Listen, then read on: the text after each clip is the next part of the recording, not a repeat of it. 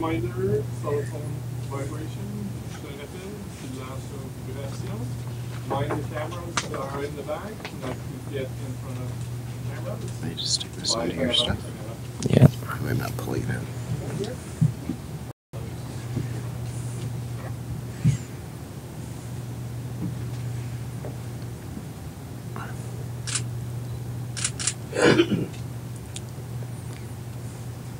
Seconds. Okay, so go.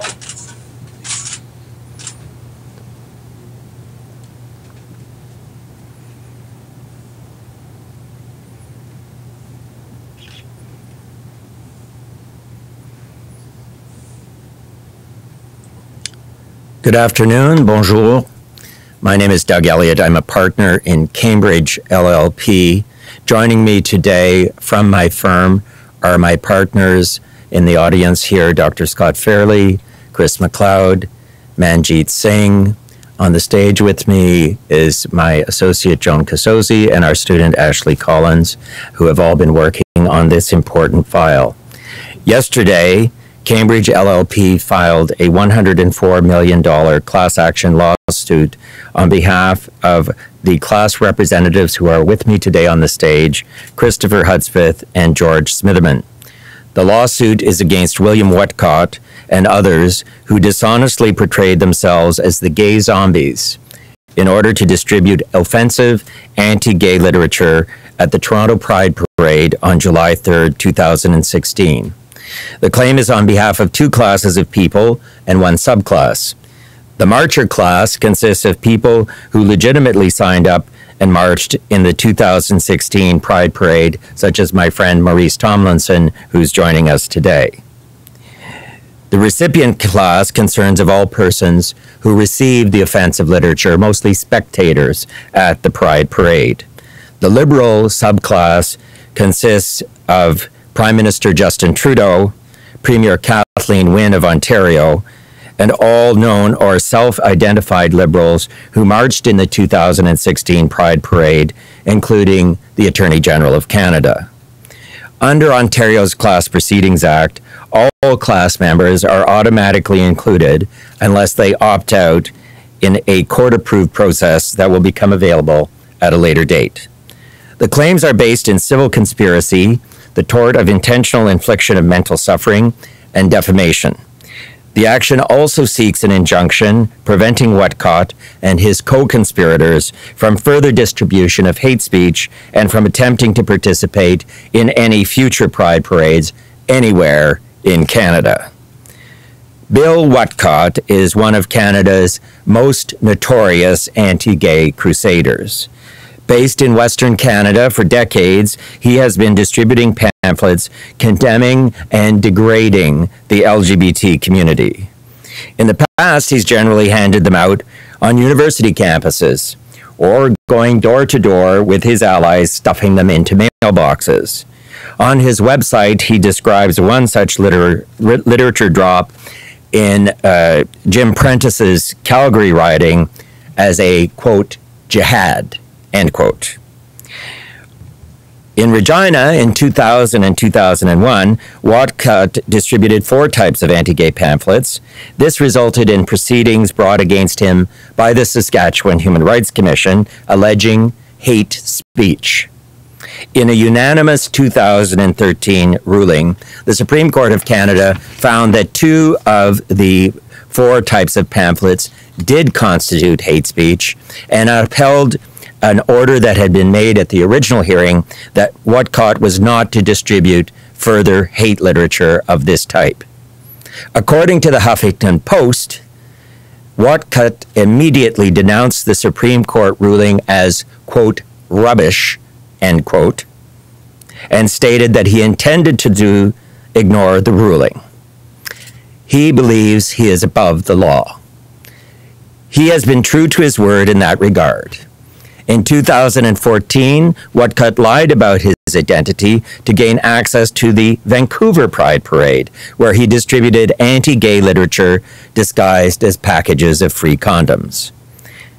This year, Whatcott again lied about his identity and claimed to be Robert Clinton, of the Gay Zombies Cannabis Consumers Association.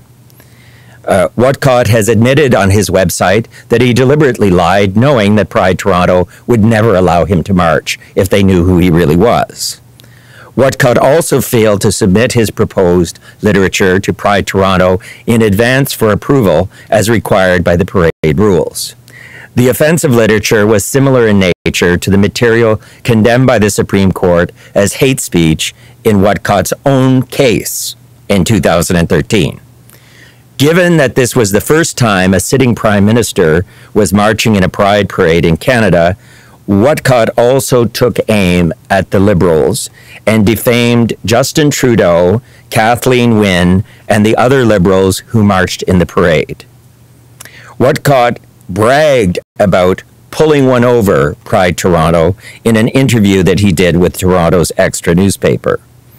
In that same article, Whatcott states that he has gone bankrupt. How then is he financing these activities? The lawsuit claims not just against Bill Whatcott and against the people who marched in the parade, but everyone who may have assisted him. Those who paid for his airfare or donated Aeroplan points to get him to Toronto. The people who put him up in Toronto. The people who paid to print the pamphlets. Anyone who helped him in any way could be on the hook for $100 million. I'd now like to call on my friend and client, Christopher Hudspeth, to say a few words. Christopher. Good afternoon. As Doug has said, my name is Christopher Hudspeth. I'm a gay man. I am the owner of Pegasus on Church, an LGBT-focused bar in the Village, downtown Toronto. I first met Douglas when he was acting on the CPP class action for my late friend, George Hislop. When George died, I was honored to be his executor and to carry on his fight in his name. I'm very proud of the victory Douglas and I achieved at the Supreme Court for surviving gay and lesbian spouses in 2006. I marched this year in the Pride Parade where Whatcott Zombies groups is marching near me. Based on the comments I overheard about their costumes that obscured their faces, I am now convinced that they were deliberately lying and trying to disguise their identities.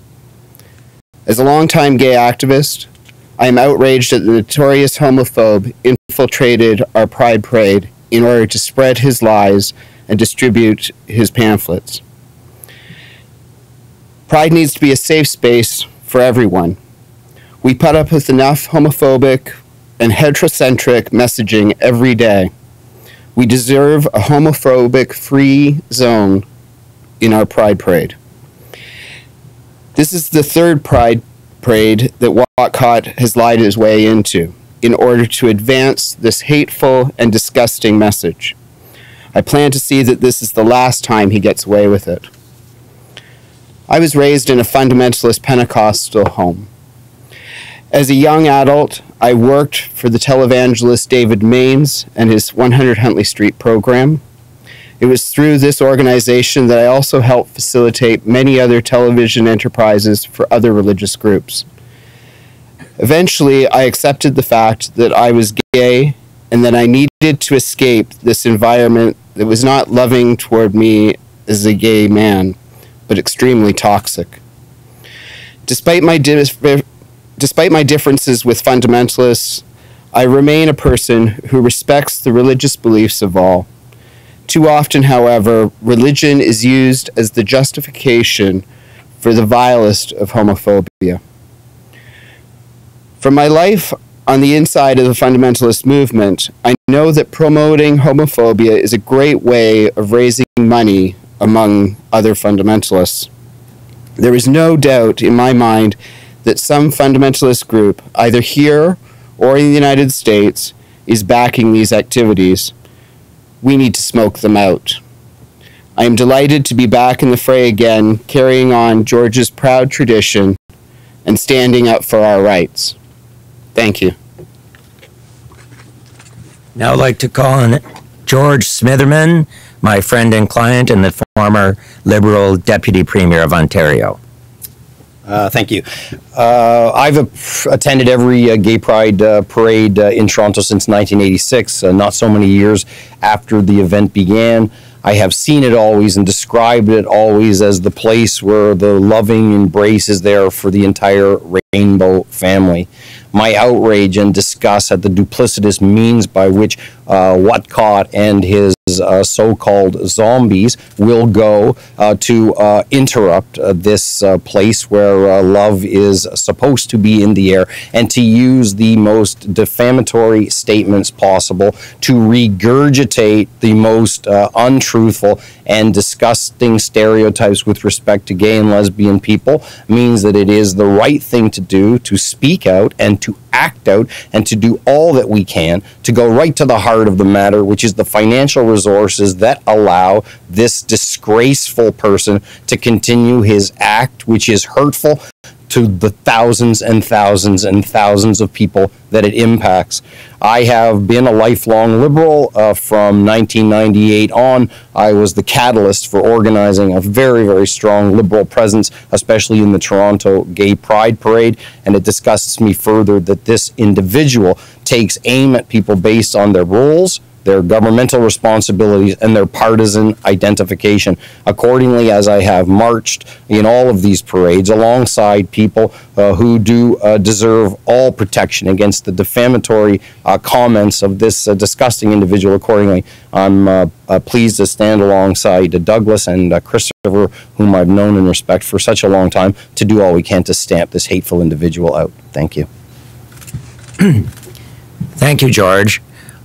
I'd like now to call on my associate, Joan Kasozi, to say a few words, because Joan is a native of Uganda, and she has a special perspective on the impact of hate speech by so-called religious people.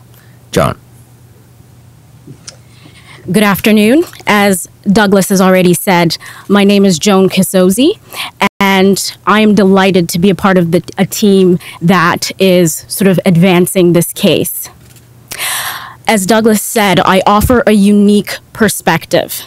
I was born and raised in Uganda, and I've seen firsthand the harmful effects that hateful speech can have on the gay community. In Uganda, for the gays in Uganda, I apologize, for the gay people in Uganda, we have seen that abuse and threat of abuse is part of their everyday life. We saw the brutal murder of David Kato. And it's cases like these, it's such cases like these that will stop the hate mongering. We've seen that in the United States, Scott Lively is being prosecuted by Ugandan activists, Ugandan gay activists, who experience firsthand the social harms that hateful speech can cause to the gay people in Uganda. I am delighted to be a part of a team that is representing such a cause. The Supreme Court of Canada in the Whatcott case noted that freedom of speech and freedom of religion is not a justification for hatred against the LGBT community. I absolutely agree. And I am proud, absolutely proud to be a part of this case. Thank you. Thank you, Joan.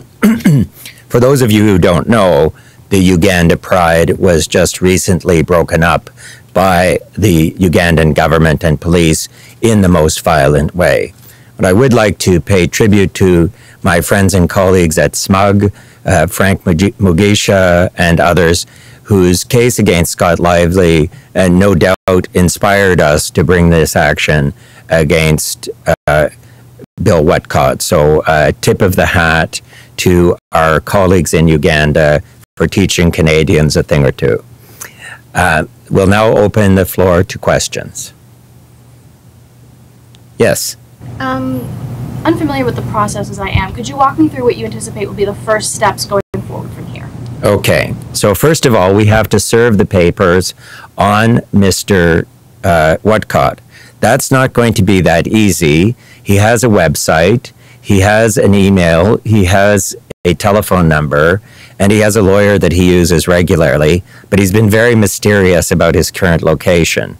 I think he's trying to avoid being served with papers, and I think he may even fear arrest. Yes?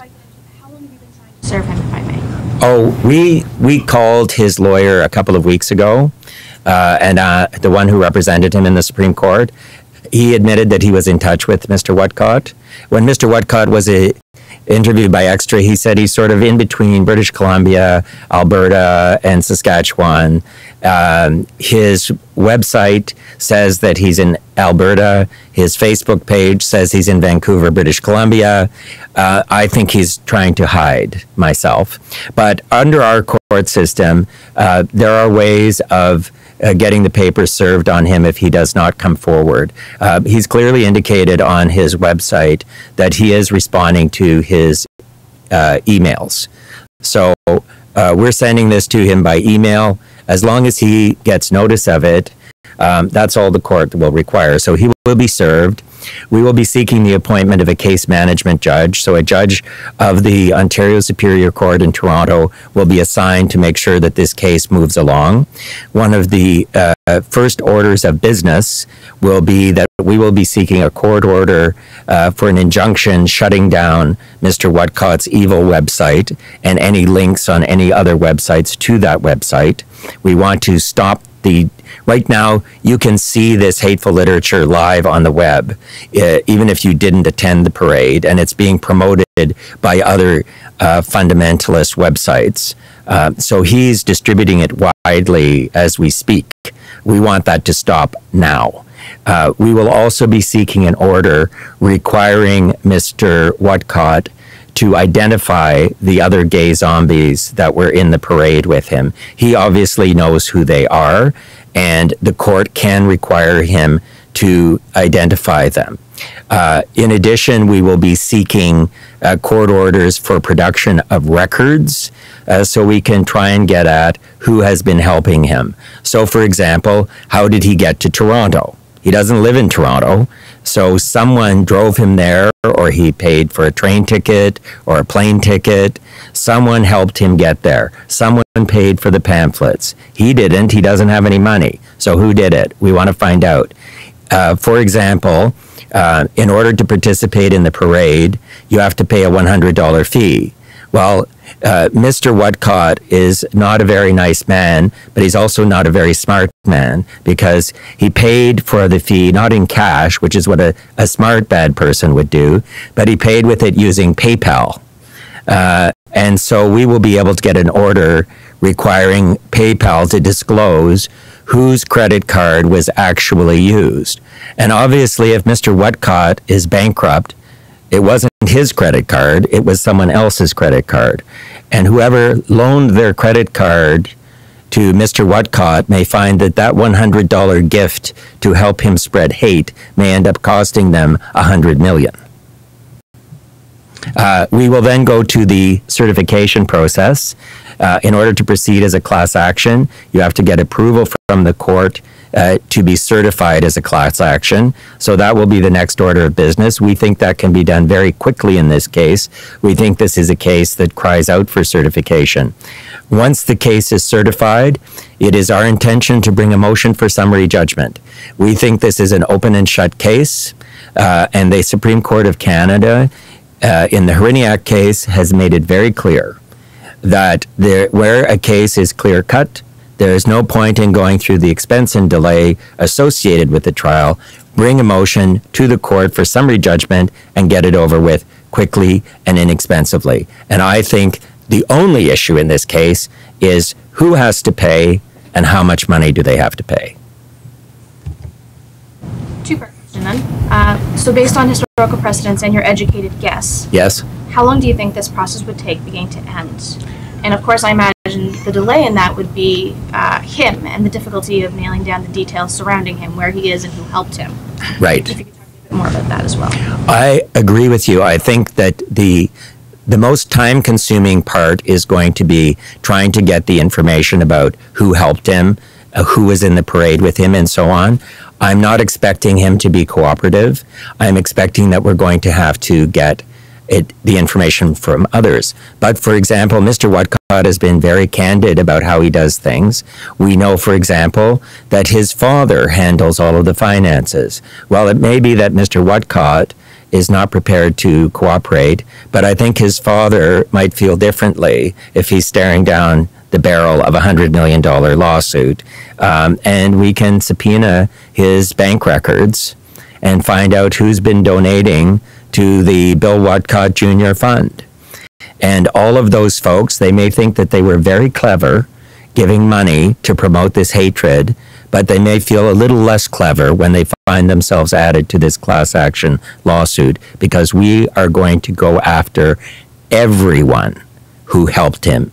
Every person, every church, every nonprofit organization, everyone who helped this wicked man promote his hatred is going to be held accountable. And so then to the timeline, what do you think? Is this something that wraps up in a year? Will the next I'm hoping we can get get.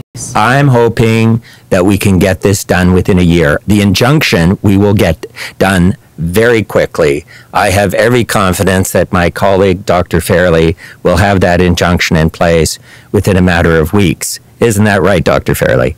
I'm committing him to a time frame that's turning him apoplectic, but injunctions are typically done very quickly.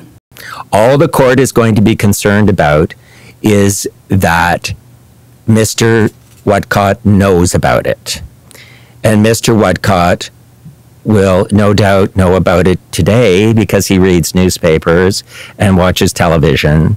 And we are going to be sending him an email and making a phone call to him, and we'll also be sending it to his lawyer.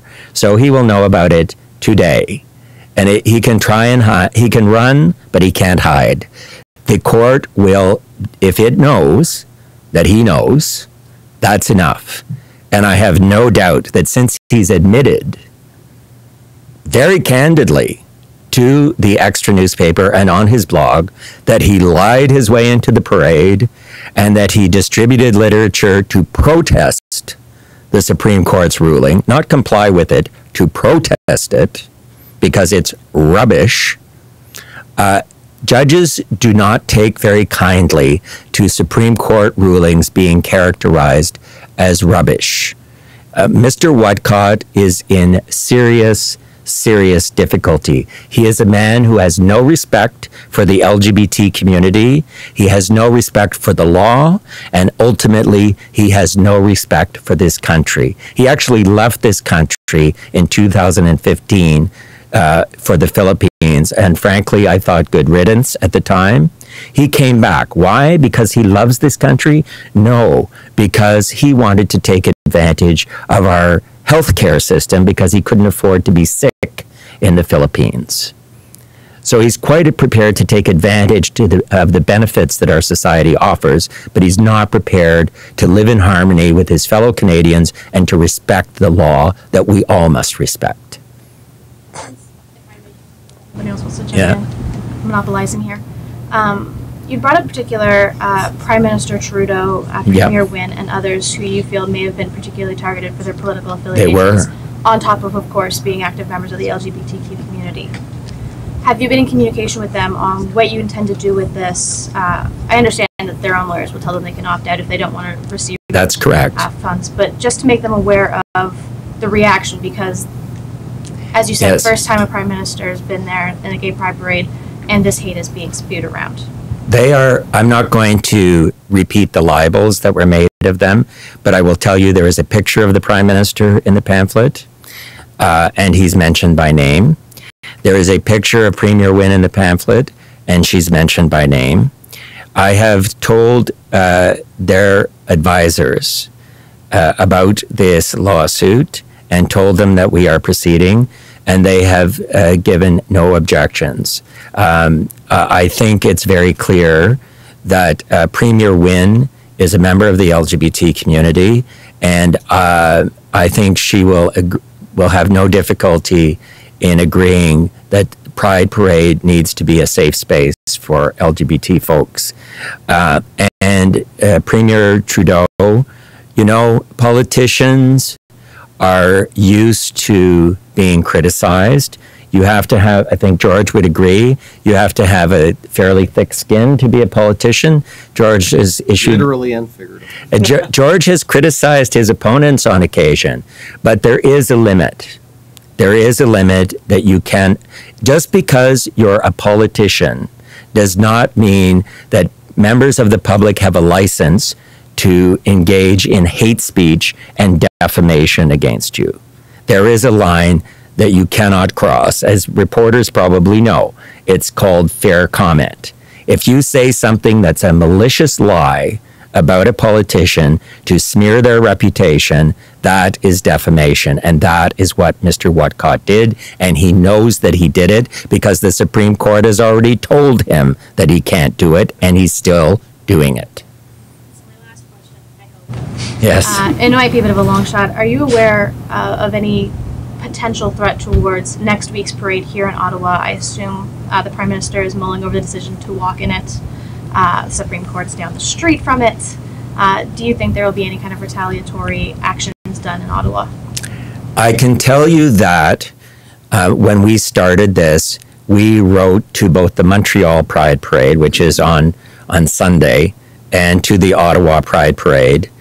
And the police also got in touch with them and warned them about Mr. Whatcott.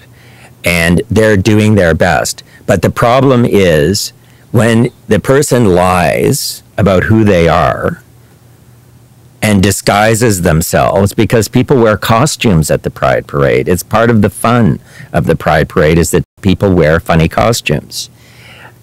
It's difficult to protect yourself because the Pride Parade is based on people obeying the rules. I mean, most Canadians know that you obey the rules. You obey the law. If you don't agree with the rules of the Pride Parade, don't go in the Pride Parade. You know, for years we've had people like Mr. Whatcott standing out on the edges with signs protesting, saying, you know, you're going to go to hell, or they buy a billboard that said pride goes before a fall and all of that kind of... That's legitimate freedom of expression. But to lie...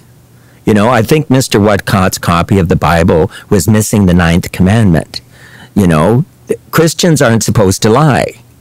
On his blog, Mr. Whatcott justifies this by saying that he's doing God's work. So because of the good that he's doing, it's justified that he should lie to get into the parade to do God's work. Well, I'll look forward to seeing God testify in Mr. Whatcott's defense.